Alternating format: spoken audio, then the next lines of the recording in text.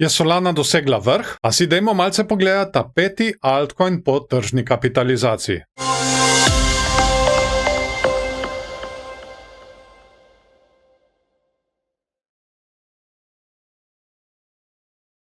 Pred sabo imamo Solana mesečni graf. Naštiman imam logaritmičen prikaz, zato da mi sfiltrira vse nepotrebne šume ven. Imamo tudi bolj malo zgodovine za ta kovanec, tako da bo malček težko, ampak vseeno se da nekaj izluščiti ven iz tega. Zdaj tukaj lahko tudi takoj vidimo, da se nam dela kot neke vrste medvedja divergenca. Imamo namreč en vrh tukaj in naslednjega tukaj. Ta dva vrhova sta relativno na isti višini, čeprav če smo čisto pošteno, če gremo prav izmeriti, če povlečemo eno linijo, čisto ravno do tle. No, tukaj vidimo, da ta drugi vrh je za lasek nižji od tega ta prvega. Medtem ko tukaj na RSI pa imamo tukaj tale visok vrh in tukaj ta naslednji je nižji vrh. Tako da ja, če je to medvedja divergenca, bom pustil vam v odločitev. Vsak lahko to vidi čisto po svoje.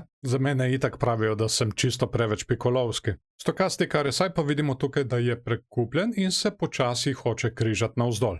Tako da bomo res videli v kratkem, če bo momentum res prešel na medvedjo stran. Zdaj, če to drži, če imamo tukaj res medvedjo divergenco, imamo glede na mesečni graf neko manjšo podporo tukaj točno na stotki. Torej, na območju nekje 100.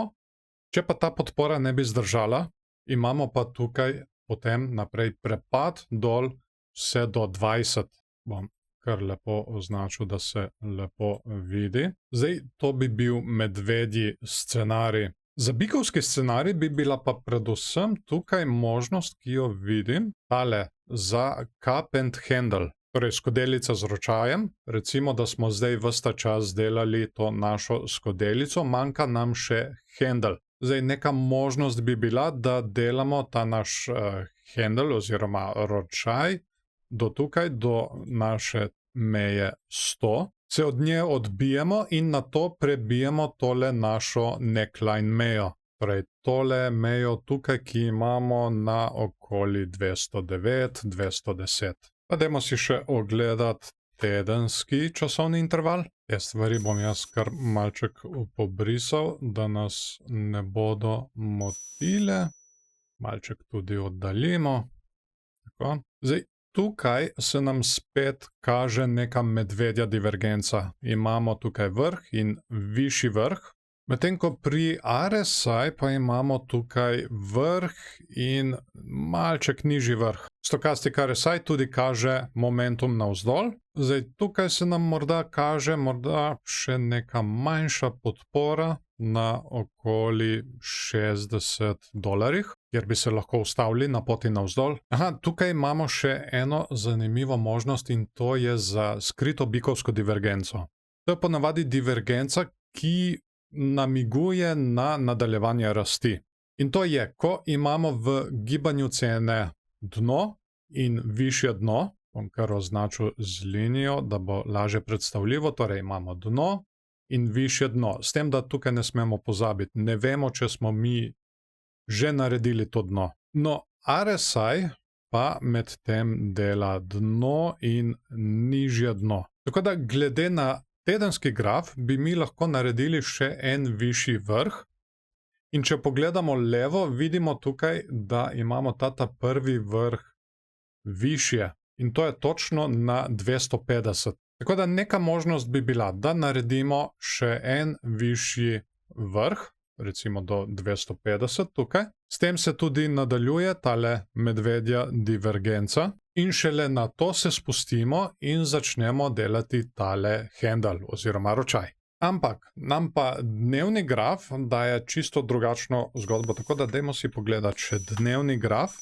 In to bom zdaj čisto skoraj da vse zbrisal, da nam ne bo smetilo grafa. Tako, še te divergence moram zbrisati. Zdaj tukaj je zgodba čisto drugačna in mogoče tudi pač pripoveduje, da morda ne bomo dosegli višjega vrha. Zakaj? Imamo namreč medvedji vzorec in to je tale dvojni vrh tukaj. Kar se je zgodilo je, prebili smo tole njegovo neckline mejo, ki jo imamo tukaj, na okoli 171 in zdaj je velika verjetnost, da jo bomo šli tudi testirati, tokrat kot odporno mejo. Imeli smo tudi zelo očitno medvedjo divergenco, tukaj pri RSI vidimo, imamo vrh in nižji vrh, medtem ko tukajle pri gibanju cene pa imamo v bistvu vrhove na isti višini. Je pa možnost tukaj, da naredimo skrito medvedjo divergenco. Tako da bo treba dejansko opazovati, kaj se bo dogajalo tukaj na tej meji 170. Tukaj smo imeli še eno manjšo podporo, od katere smo se lepo odbili na 131. No, in če bomo mi slučajno zavrnjeni od tele meje 170, potem lahko pademo vse do meje 100, ki smo jo označili že prej. Kako naprej pa bomo videli enkrat, ko ali če pridemo do te meje, kaj se bo dogajalo tukaj, kakšne vzorce bomo delali. Bomo naredili kakšen vzorec nadaljevanja ali bomo imeli odboj. Tako da, ja, kar zanimivo dogajanje, ta je vsekakor vreden spremljanja. No, na tem mestu se moram zahvaliti še vsem patronom, ki s svojimi prispevki pomagajo pri vzdrževanju tegale kanala. Če bi morda želeli postati eden izmed njih, so povezave spodaj v opisu in pripetem komentarju.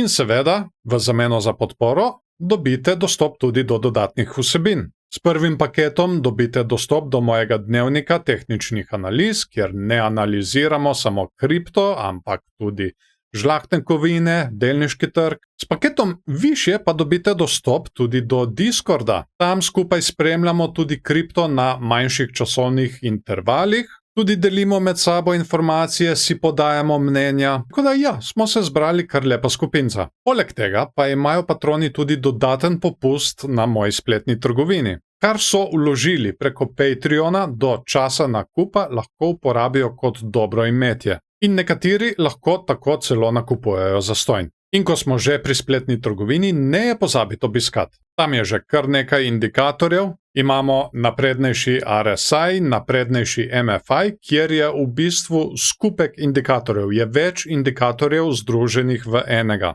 Imamo tudi RSI in MFI, ki se prikazujeta direktno na svečkah.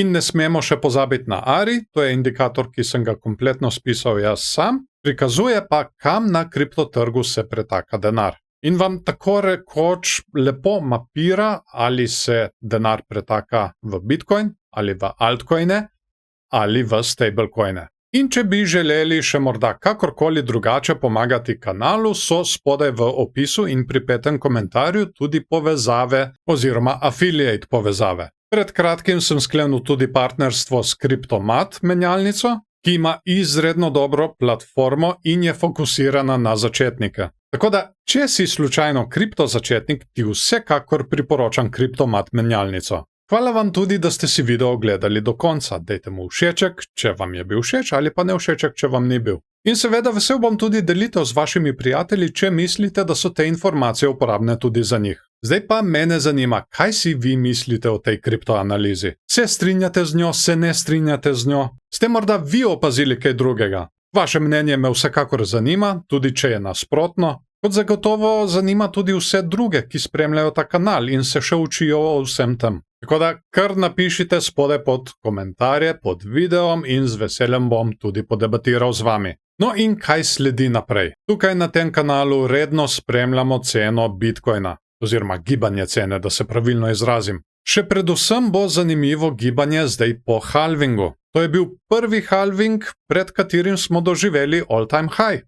Kaj se bo zgodilo zdaj? Poleg tega bomo spremljali tudi druge priljubljene altcoine. In povrh vsega bomo razkrivali še dodatne obetavne kriptoprojekte v sodelovanju s cryptonews.com. Tako da ogromno vsebin bo, da jih pa slučajno ne zamudite, je najboljše, da se naročite na kanal in nastavite obveščanje, da vas bo YouTube o novih videih takoj tudi obvestil. Zdaj pa vas še lepo pozdravljam, imejte se fajn, želim vam lep dan še naprej in se vidimo v naslednjem videu.